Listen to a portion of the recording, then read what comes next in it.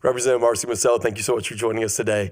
My first memory of you was in 2023 when you were in the appropriation budget hearings with the Department of Labor and Industry, and you asked the Deputy Secretary, what's her name, Maria Marcus, about unemployment fraud during COVID. And she said that there was $1.8 billion of unemployment fraud, and they only recovered less than 140 million of that. Then the next year you asked for an update. Where are you guys in that recovery process? How much more have you gotten? And she essentially says, what money? I don't know what you're talking about. So I asked the question, how much was there? And she said the number. And I, followed up with, well, how much have we collected? And you said the number, and it wasn't very much at all. Then the next year we got in, and I asked her pointedly about this. She said, well, where did you get that number? I said, well, about a year ago, you gave me that $1.8 billion number. Well, I don't know where that came from.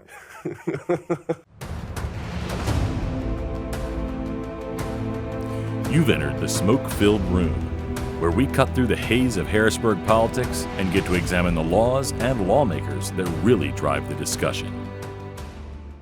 Thank you so much again for coming on. I greatly appreciate it. You represent the 11th Legislative District, which for most people who don't know, that's Butler, essentially. Yes, it's all within Butler County. We've got Butler City, Butler Township. We go East Butler, Shakora, Donegal, Oakland Township. We then go down to the Saxonburg area, Saxonburg, Summit, Jefferson, Sarver, Buffalo Township, Winfield, and Clinton Township, which kind of borders the southeastern side of Butler County, which borders Allegheny County and Armstrong County.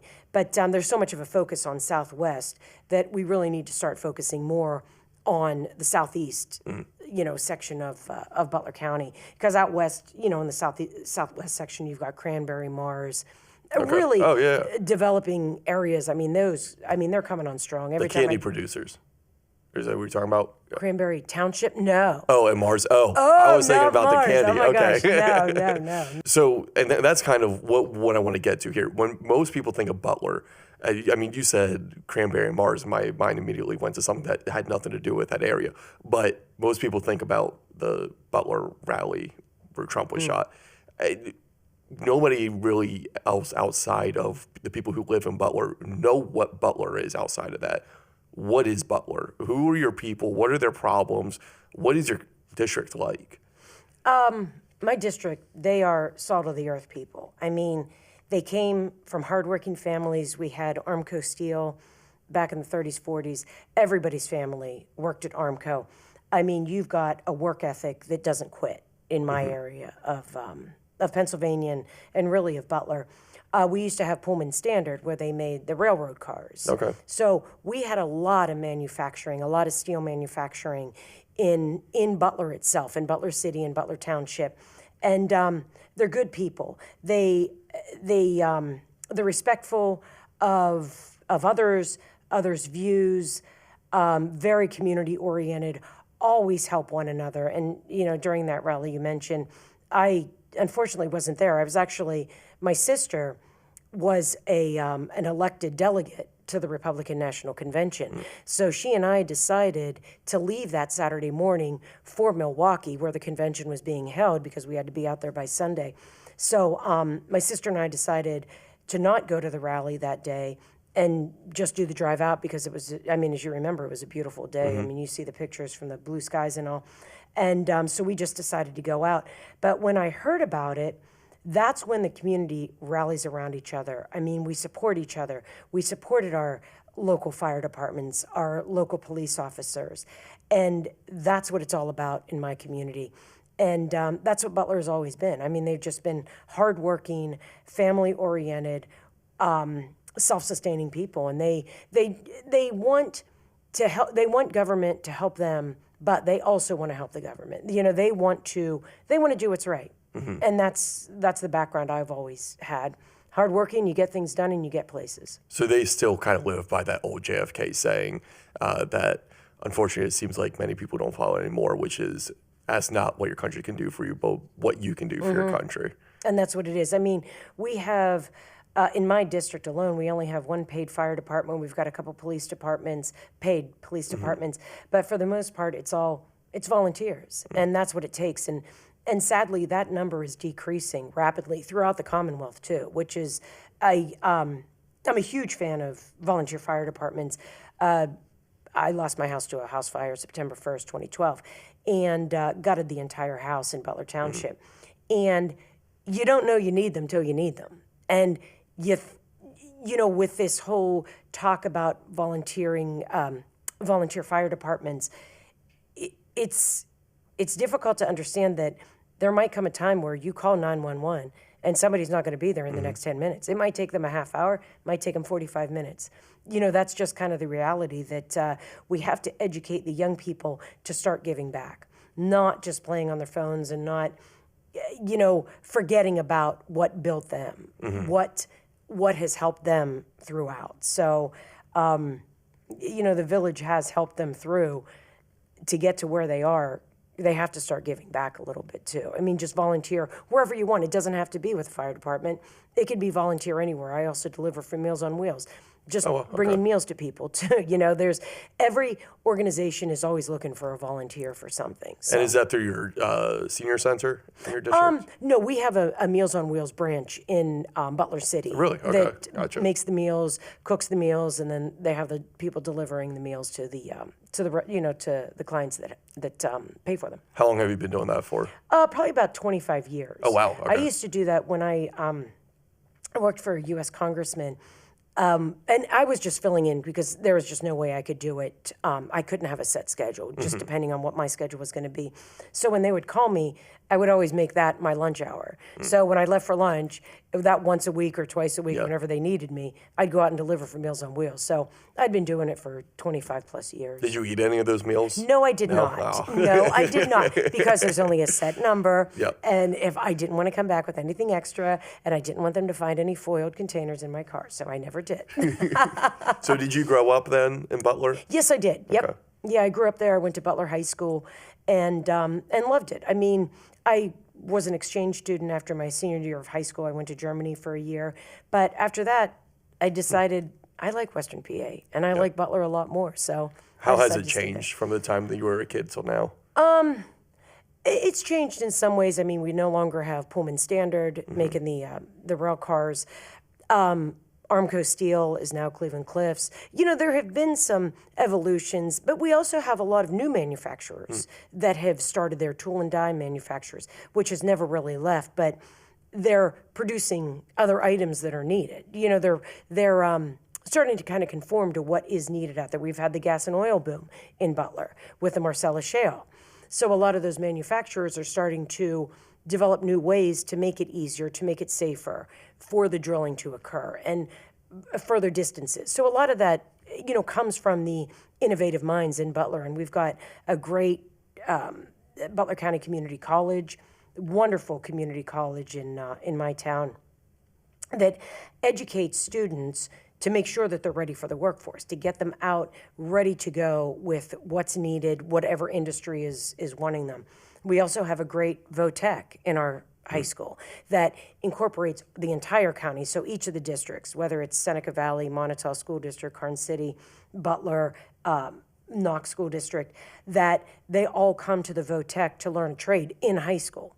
So some of those classes, whether it's welding, healthcare field, cosmetology, they have a culinary, so they train them to get ready to go into the workforce. They could still go on, get further training, obviously, but they have a great foundation on which to build once they get out of the VOTEC. So I'm proud of that. So some things have changed, others haven't, and I'm glad the VOTEC has stayed where it's been and what they're doing. Obviously, they've changed some of their curriculum for the needs of today, and that's the same with BC3. Same thing, that's always been there since the 60s. So yeah, it's changed in some ways, but. What did your parents do growing up? My mom was a nurse. She was an RN at Butler Hospital, Butler Memorial Hospital. My dad sold insurance. And for a long time, he wrote bail bonds. Okay. So I actually got my property and casualty license, you know, through the insurance department to write bail bonds as well. So I saw people at their worst moments when they were arrested for something, when falsely accused of anything. You know, you don't know anybody's circumstances. And a lot of those people were very kind, and you really felt bad for them. So I'm just glad I could have been there for them during those times. But I wrote bail bonds for about 25 years. So how'd you get into politics then? My sister ran for office back in the early 90s. Okay. And I was kind of finding my way. I was working for my dad in the insurance business and writing bail bonds. And my sister decided to run for a countywide office. And at that time, Butler County wasn't as big as it is now. So I learned how to go door to door. I learned about putting up signs. I learned about phone banking, everything that goes into electing a candidate. And again, that was in the early 90s. And it just kind of snowballed to being asked by U.S. Congressman Phil English to work for him. So I ran his Butler office for 12 years when he was in office. So I ran his Butler office. At that time, we had Butler Armstrong County. So I ran the Butler office, the southern part of his district. He was from Erie. He had from Erie, Crawford, Mercer, Butler, and Armstrong counties. So I ran Butler and Armstrong. And then after he unfortunately lost, I went on to work for the Butler County Humane Society. I was their executive director for about 2.5 years. And then I became their board president. But that was such a fulfilling job. You see the best and the worst in humanity. Yeah. It was tough. Then you went on to work for Congressman Mike Kelly. Mike Kelly, right? yep. Correct. Yeah, then I went on to work for Mike after the Humane Society, and went on to work for him for 8 years. And then this seat opened up. There was a resignation by my predecessor, and I decided to run for it. So ran and won. What was that moment like when the seat opened up, and I'm assuming you're just like, I have a chance here. What was that process like? Well, it was kind of, as they say, poetic justice a little bit, because I had run for the seat in 2004, and I ran against the gentleman who resigned. Okay. So I lost that by a couple hundred votes, and it hurt because, you put everything into it. When you put all you have into something that you really want, and you can do a good job and you can make a difference in people's lives, and it didn't work out. And actually, I'm much better for it. I matured. I learned more of the issues. I learned more about my district, more about the county. Just working, continuing my work with a congressman. Learned more about the region of what's needed, what's not needed. So it was a good thing. I'm glad. I actually am glad I lost, because it made me a lot stronger, a lot wiser to what my surroundings are. So when that seat opened up after the resignation, I said, yeah, I'm going to take another shot at this. So I did, and I won. Do you think that, everybody knows, it's no secret that federal politics is very, very, it's a dirty business. Having worked on the federal side and now being a state legislator, how do you think the state compares? I'll be honest with you. I really did not work in D.C. I was more in the district. But when I started with Congressman English, I started back in 1997, and that's when President Clinton was in office. And during that time, we had Newt Gingrich had come in, and it was the Contract with America, which probably was too young for you. You probably weren't there for it. But the Contract with America was kind of guidelines that Newt Gingrich wanted to follow and what he wanted to get done, and he did a great job of it. But back then, in '96, you learned how to be bipartisan. I mean, my boss was a Republican, and Bill Clinton was a Democrat, obviously. But you learned to work across the aisle to get what was needed back in district. So I learned a lot from that. I learned a lot just watching Newt Gingrich and just some of the congressmen and senators back then, how they all worked across the aisle. They got along. They might not have agreed on everything, but they agreed to disagree, where it was not as polarizing as it is now.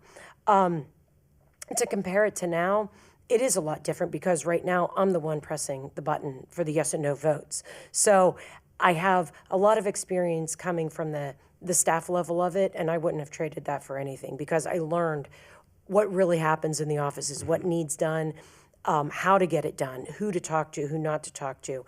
And I think that was a great benefit for me when I finally did run and win in this seat, that I had a much better understanding of what it takes to actually be the representative, whether in Congress or, a U.S. representative or a Pennsylvania representative. You learn a lot from that. But it's been different. It really has, just from back in the late 90s, early 2000s, moving into the Bush era. And, again, you had the bipartisanship. You didn't have again, like I said before, the polarization of what you're seeing now, that you agreed to disagree. And I have to say, sometimes people run for office for the wrong reasons. I ran because I wanted to make a difference, and I think I am. I'm very accessible in my district. People know me. They talk to me in the grocery store. They talk to me in restaurants when I go out. They have questions, and I have absolutely no problem talking to them, helping them, because that's what they elected me to do. They didn't elect me to sit at home and, not be out in the public eye. And that's what, I pride myself on that when people need something, and I have a great staff back home and here in Harrisburg, that they know, again, coming from a staff point of view for 20 years, if somebody calls and asks a question, if we don't have the answer, we'll find the answer for you. There's never a no in my office. It's, well, we can't help you, but I know who can. Yeah. So it's always finding an answer for the constituent whenever they call and when they come in. But I have a great district staff that works so well together, gets the job done, and people are satisfied when they come into my office. What do you think was more rewarding, working in a district office, helping? I worked in a district office myself before, so I know some days can be very rewarding, others not very much. But do you think it's more rewarding doing work as a legislator or being able to help people directly as a staffer? Oh, able to help people directly as a staffer, because I probably shouldn't say this, I still do casework. Really? I still answer the phone in the office. Because if I go in the office and all my coworkers are busy on the phone or with somebody, we have one of the busiest offices in the Commonwealth. And when I see them all with somebody, of course I'll take a call. Yeah. I'm not afraid to not answer the phone, and I'll take their call, help them out, whatever they need. So I still help out in district.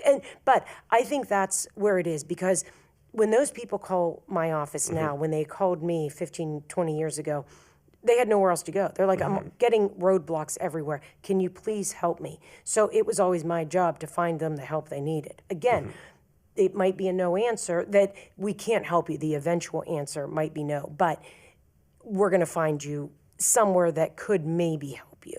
So it's very fulfilling. And I think in the role as a representative with that title, that it can open more doors for you, that you'll get a faster answer, you'll get a more expedited response from whoever it is, that they'll help you a little bit more. So I've always loved district work. I love my district, and whatever they need, they know I'm there for them. And it's my district, but again, when I worked for the representatives, we had the entire county. So I still have a lot of contacts in the entire district, from Erie the whole way down to Butler, to the southern part of Butler and into Allegheny County. So people knew me from my years of work, and they just never were shy to call and say, hey, I need your help. I still need a passport, whatever it is. Do you have any funny stories about somebody who's called that think that they're talking to a staffer and then they realize that they're talking to the actual representative? Oh, yeah, all the time. Oh, yeah. I just had one the other day. A gentleman called me. It had to do with a water issue he was having, and he went on and on and on and was not happy. And I don't blame him because of, what was going on with his issue. And he said, who is this? I said, oh, this is Marci. This is Marci? I said, yeah, it's Marci. Oh, you answer the phone. Yeah, I do. So, it happens all the time. So, people call and say, hey, I need help with this, this, and this. Who can I talk to? I said, well, what do you need? And I help them. Who is this? Well, this is Marci. Yeah. Oh, okay, thanks. So it is kind of shocking to them that I know how to answer a phone and I know how to help people. So I'm not, it's not below me to answer a phone call or to help somebody that comes in the office. And you seem to be very involved in your district. that seems to be your main focus, honestly. And I heard that you do a family fun night. Is that something you do every year? Tell me a little bit about that. Yeah, my predecessor started it, and I kind of carried it on. We'd usually do it before the beginning of school, and really what it is, what I think of it as, and what I want it to be, is a resource fair for people in the community that don't know what's out there, because you don't really know you need something until you need something, like Meals on Wheels. Yeah. A lot of people don't know it's available in their community, where they can go to access it. They don't know we have a library. They come to, we didn't know there was a library. They just don't know what's in the community until they need something. So we do that like I said, usually in August we'll do that. And just a resource fair. We have it at the Farm Show grounds in Butler. And just people come out, organizations come out, different businesses come out, healthcare professionals come out. We usually have the UPMC mobile unit come out. They do blood pressure monitoring, blood glucose monitoring. So we've really partnered with some really, really good people that the community might not know is available to them. And we make it accessible for them, which is, I think, a good thing, because that's what I try to do, and that's what I've always told people. I'm not going to Harrisburg to come back and tell you all what to do. I go to Harrisburg with your ideas to come back here and make the changes that needed. Like, just legislation that I've introduced was because of what the district had called me about. And then I would call the professionals down here and say, hey, look, is this an issue anywhere else? Is this something we can work on together as legislation, as policy, as, to make some changes? And that's where a lot of the policy comes from, in my eyes, is from my district, from my region, to ask me for help and say, this is ridiculous. Have you seen this regulate? Like, can you please try to eliminate this, or try to make this easier for us to do business here in Pennsylvania? We want to stay here. We want to expand. So that's where a lot of my ideas, actually all of my ideas, come from, is them telling me what's needed, and I'm their voice down here, instead of being Harrisburg's voice back home. One of the things, I'm assuming you probably got this from one of your constituents, is reforming the regulations around small games of chance. And I don't think a lot of people know this. I didn't know this until someone mentioned it to me. It's pretty much illegal to have raffles and things like that without a license in Pennsylvania to do so, which is wild to me. Technically speaking, it's illegal for me to host a poker night in my basement with a couple of buddies. And you have a bill to help reform some of that. You want to talk a little bit about that, Bill? Sure. Actually, that came from one of my volunteer fire departments. Again, I mean, I've only really been doing this for 6 years, and there's a lot to know about the state government. Just learning all the different spaces of everything that's going on.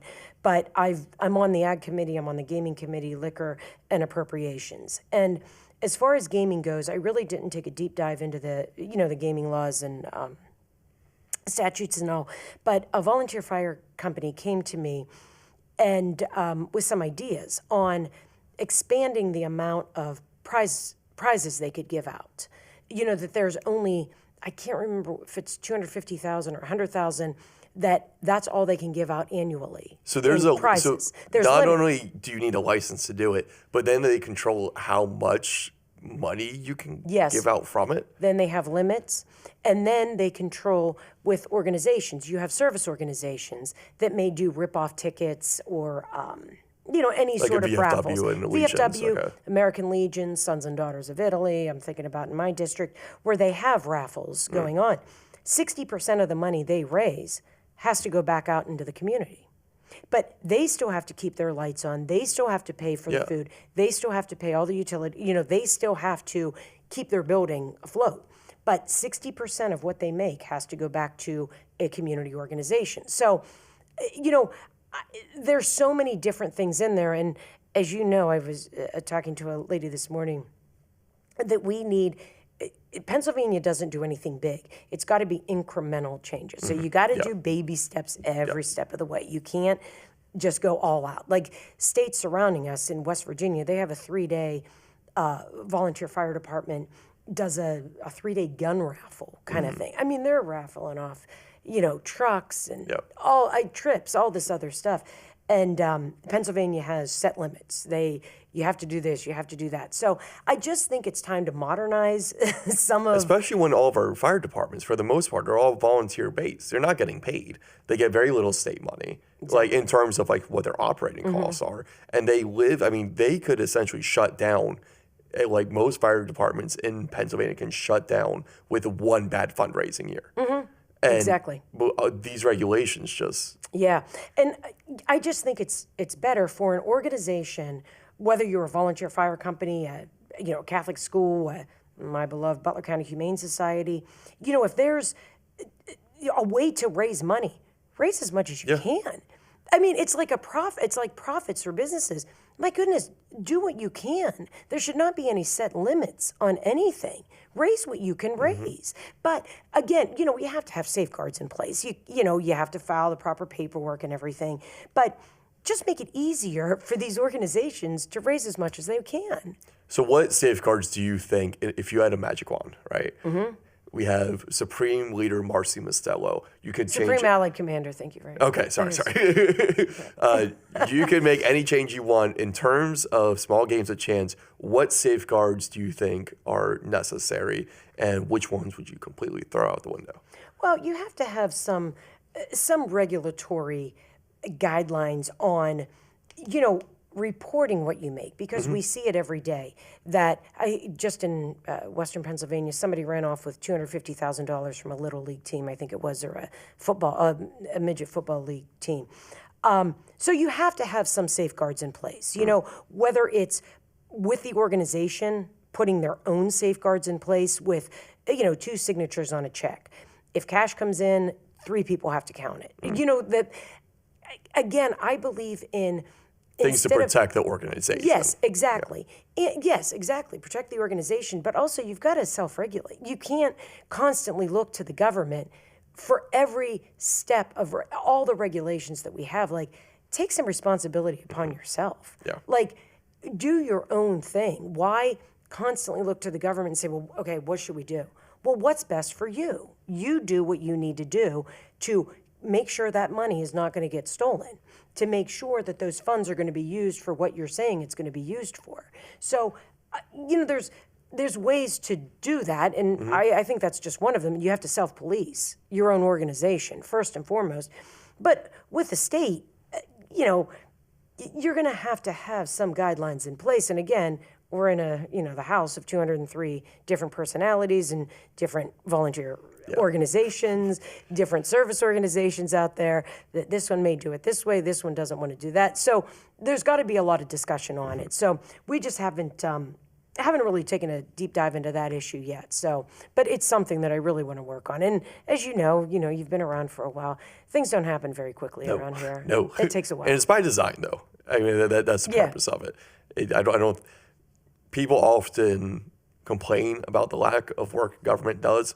I prefer it when government isn't doing anything, because usually when they're doing things, it's messing things up. That's wrong. I know. They're putting regulations on that you don't want. So exactly. So is there any other regulatory things that you've discovered while you've been here? I know that's one thing that you said that you've been looking at. Yeah, and and again, there's so much to learn about the state government. So I try to focus on the committees on which I serve, because it's to me, I think it's a disservice to the people that I'm on these committees. So I'm here to help with the Liquor Committee, Gaming, Agriculture and Rural Affairs, and Appropriations. And as far as the Liquor Committee goes, we've got some really old, outdated laws on the books there. And I'm not promoting drinking, I'm not promoting any of that, but I'm just saying some of the regulations maybe could be cut to allow businesses to grow in communities, allowing businesses to expand. One of the pieces of legislation that came from one of my small brewers in Butler County approached me about breweries only allowing 3 locations for a brewer's license. So they are only allowed 3 locations, whereas wineries and distilleries have 5 locations. What is the reason of restricting? I don't know. I was not here when that passed, and I don't know. But my goal is to up them 2 more so they can be in line kind of fairly with wineries and distilleries where they could have 5 locations instead of having to continue to buy, brewing licenses. So Do you think there should be, would you like to see it at one point where there's no limit on how many locations you can open up? I don't, again, does the market decide that? Will the market, can the market, could a business sustain that? That's up to the business. Yeah. I mean, I would think 5 would be fair just to see how they go. And if they need more, there's always the future that we can expand it at some other point. But at least to bring the brewers up to the level of the wineries and distilleries that we could increase those numbers for them to give them opportunities, to let them grow. And if you're asking about, an unlimited number, no, I don't think so. But again, let that business determine if this community is going to support that. Yeah. Yeah. You don't know. Yeah. You don't know. My first job was working at a gas station. And I was at Pizza Hut. Oh, really? Okay. I love Pizza Hut. So did you guys sell alcohol there? Mm-hmm. Yeah? They had beer. Beer, gotcha. And I think actually I understand there this is back in the 80s and 90s. well, I think there are regulations on alcohol in Pennsylvania that stem from Pizza Huts, which I can't tell you exactly what it is, but it's definitely worth looking into. I didn't know that. Okay. But one of the regulations we had at a gas station was that we could not sell beer and gas at the same register. We had to sell, so if somebody wanted to come in, get a 6-pack of Yingling, right? And then also fill up their gas tank. They had to go buy the beer first at one register, get back in line, and then buy gas in the other register. Because they said if you allow them to buy them at the same register, that promotes drinking and driving. Which, I'll tell you one thing, somebody having to go to a different register, I don't think has ever stopped somebody from drinking and driving before, or somebody going to get gas and pay for beer at the same register. I don't think that's ever registered to them as going, you know what we should do? We should drink and drive now that we bought this at the same register. what? I did I think not they've know since that. gotten rid of that regulation. Oh, good. But Okay. The amount of over-regulation in the liquor space entirely is insane. Is there anything that you think that the Liquor Control Board could do, or that maybe you as legislators might not be able to get done to ease some of those restrictions? Well, here again, safety is number one to the the residents of the Commonwealth, and not promoting, but putting more realistic and common sense regulations in, I guess revising some of the codes that are out there already to revise them that they're not so strict and they're not so ridiculous. That kind of, you know what I mean, to buy beer in this lane and then I'm sure lottery tickets are going to be in another lane, right? Yep. So you have to get your scratch-off tickets and your lotto tickets in the you got 3 different line. registers. So you got 3 different registers there. So I'm sure that's a thing.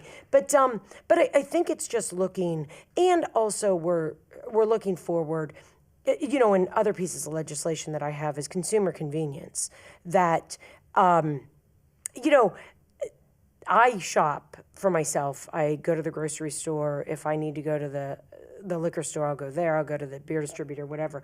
But there's legislation pending now that making it easier for consumers to get a 6-pack, to get some wine delivered with their Uber Eats, with their lunch, or with their dinner.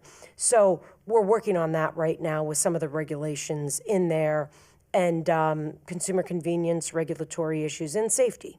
You always have to have safety at the forefront. But again, it takes a lot to get all the different interest groups at the table and to come together for the common good and to agree on everything. And they might not agree. You're never going to have 100% agreement.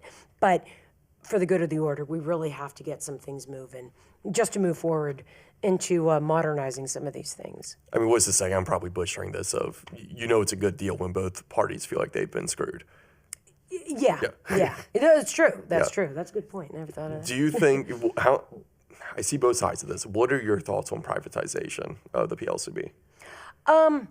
I would like to see accurate numbers, more current numbers on and where we are. I don't know if last time, and I don't even know, this was a couple years ago, I guess, just the decline in sales when, the decline in beer sales, the decline in wine and spirit sales.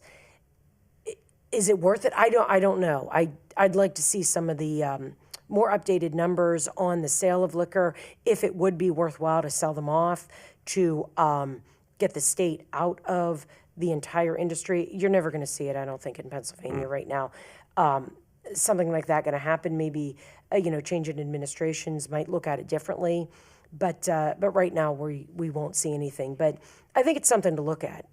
We really should look at it a little bit further, and just to generate some revenue. That's what my focus has always been on since I came here, is bringing in more money and cutting some of the regulations that prohibit businesses from growing, that prohibit businesses from making more of a profit. And we got to really focus on that. And if liquor sales, or the selling of the state stores is where it's at, we got to take a look at it, just for our future, for the future of the Commonwealth. So it's something to look at. So I wasn't planning on talking about this, but we were talking about it a little bit beforehand, and you kind of mentioned something about the declining of alcohol sales, and that's very prevalent with people who are a lot younger. Do you think that that has a lot to do with marijuana becoming more prevalent? It might. I have not seen real numbers. I've just heard it from some in the industry. I have not seen actual numbers. I've talked to some people actually over in Ohio that have seen decreases in alcohol sales. They have recreational marijuana over in Ohio. Obviously, those sales, I think, have kind of taken over from the alcohol sales and have kind of replaced, what they used to sell. So I don't know. It's going to be interesting to see. But young people are not, having the keg parties out in the fields anymore. Yeah. Well, that's because of cops. It'll ruin their life. Yeah, I know. Yeah. Right, we can't get away with what people used to be able to get away with. And with cell phones, So I want to end off with this, and we touched on this briefly already, and that is the Trump rally in Butler. I know you said that you weren't there, but can you tell me a little bit about what was the impact like on your community? How have things changed since then? When it first happened, there was a lot of shock. Just absolute surprise that could have happened in our community. I mean, it's Butler.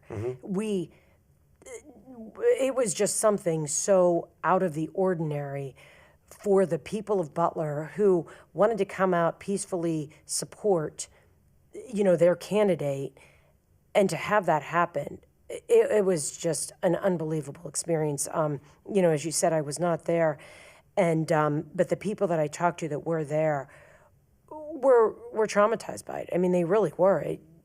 It happened right in front of them, and then when you talk to some of the other people that I've talked to that saw the shooter on the roof, and nobody did anything about it. You have the Secret Service that you wanted to trust to run the safety of that whole, rally, maybe not doing their job so well and not allowing the locals to do what they needed to do to keep everybody safe. Do you think that was on purpose? I don't know. I hope not. I really hope not. I really hope that our Secret Service was doing what was best to keep that candidate safe and to keep our people safe. And obviously, we lost a life in that one down in, actually, he was from Buffalo Township, Corey Comparator, and it's been tragic. It really has. And but again, the community rallied together to support the family, and they still are supporting that family, supporting what he was. He was a volunteer fire department or fireman for years, and the community is still supporting what he loved. And the county, or the community really rallied together for the family, for others that needed somebody to talk to that could not believe it happened in their backyard, and it was something. It really was. It was, but at the farm show too. I mean, wow, my God, it's still shocking when I go out there for my family fun night or when the farm show happens in August, the first week of August. Oh, you guys have your own farm show. We have Butler. Okay. Oh yeah, we actually have two. We have the Butler Fair. Okay. And we have the farm show. Gotcha. So we've got two different. And that's the location. Yes, it was at the Butler Farm Show. Yeah, exactly. Right in Butler Township. And but I I wasn't there to really feel what happened, but my heart just goes out to all those people that were there that had to witness it and that have to live with that. It's terrible. It really is. One of the things that I was thinking about in the aftermath of it, and seeing the response from some people on the left and the right, was how did this compare to when Reagan was shot? Now, I know when Reagan was shot, he was in the hospital. People didn't really know if he was going to make it for a while. Whereas with Trump, we pretty much knew right away that he was going to be okay. It was just a couple of minutes. How has your hope in humanity and Pennsylvania as a whole, and really just where we are at in America, what is your perception of that after looking at the aftermath, maybe not in Butler, but just worldwide or in America? I guess the resilience of people, I'll talk about my area, just the resilience of the people to not let what happened stop them from expressing their views on politics, expressing their support of a certain candidate, just the resilience of the people. There's a lot of rhetoric out there from both sides. Yeah. I mean, both sides are guilty of it. And again, going back to when you asked me how things have changed from when I first started, it's gotten a lot worse. It really has. If you're not 100% in lockstep with me, you're branded as this.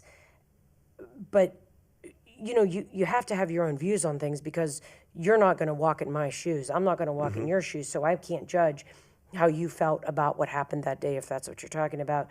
You can't judge what happened to me, when I walk in my shoes. So it's just gotten really, really bad, very tense situations. But just the resilience of our community, and I think you saw it in October when now President Trump, candidate Trump at that time, came back to Butler, and he brought with him, Elon Musk to Butler. Never thought we'd see that, but just the support he received from the people of Butler, and what a difference it made for him to come back, because it just showed you can't stop us. You're not going to stop the people from Butler. Supporting a candidate, supporting what they love, supporting what they believe in. So I think it meant a lot when he came back in October. Yeah. And going back to that rhetoric point, we saw it again with Charlie Kirk, where people immediately were saying very disgusting things. You don't see that in Butler, even from I guess you could call them the opposition or the other side of the aisle. No, I really don't. I honestly don't. Good. No. I mean, you have social media. You don't even know if those are real people that are saying what they're saying on Facebook or Twitter, whatever whatever they want to comment on. But no, you really don't. You still have a respectful opposition in my area. Again, there's going to be one or two that are going to say stupid things and hurtful things to make themselves feel better for whatever reason they say stupid things. But it's just terrible what's going on, that you can't disagree with somebody and have the violence acted out like that. It's just not something we do in our country. I mean, that's something you see in third world countries. When you don't agree with, one of the warlords in Africa, you don't agree, you get shot. Over here, it's America. We're supposed to have differences. We're supposed to have disagreements. We're not supposed to agree on everything, but you're supposed to respect the person. And we shouldn't have the violence that we have, but we do. And I hope it stops, because that's not what we were built on as a country. And I don't think that's what we should continue as and really be remembered for or thought of when people think of America. Where do you see it going? And do you think it can get better? it has to get better. We have to get better. As human beings, we have to support one another, whether we agree with them or not. That's all it is. But I don't know. I don't know where, a lot of it is dictated by social media. A lot of it's dictated by the media. And you don't know what's going to happen next. You don't know. Do you think I wish I had a better answer for you. Do you think the media is a net positive or negative in today's Depends on world? who you listen to. Yeah. It depends on who you listen to in the media, and it depends on who you listen to who's watching that. So it goes both ways. Representative Marci Mustello, thank you very much. Thank you for having me.